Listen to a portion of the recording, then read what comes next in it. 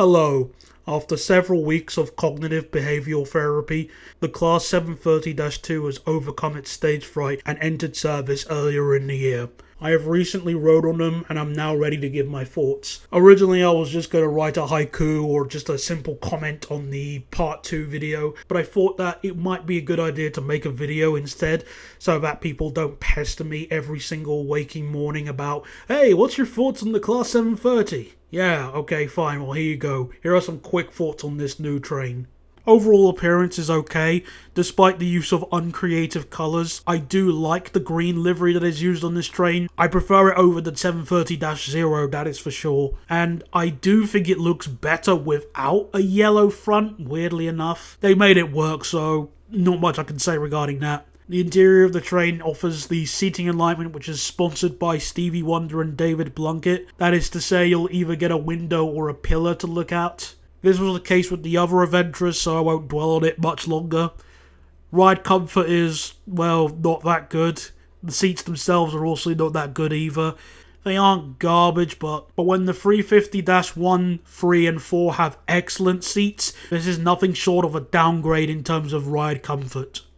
You get 3 toilets per train, 2 cupboards and 1 disabled sized toilet, meaning a 10-car train offers 6 toilets, which is exactly the same amount as a 12-car 350. Pretty good, I must say. The 350 does have an extra disabled toilet though, and there's also the 350-4 which has 3 toilets per 4 coaches, but I'll let it slide here. I'm alright with the toilet distribution on the 730-2. There's an area of first class in the driving coach, but West Midlands trains have declassified first class, rendering it entirely pointless. And good thing too, since I really don't think it would be worth the extra money, especially when the comfort fails to match that of standard class. The seats in first class can recline, but there's almost no tangible difference. Take a look at this photo that I've taken, for example.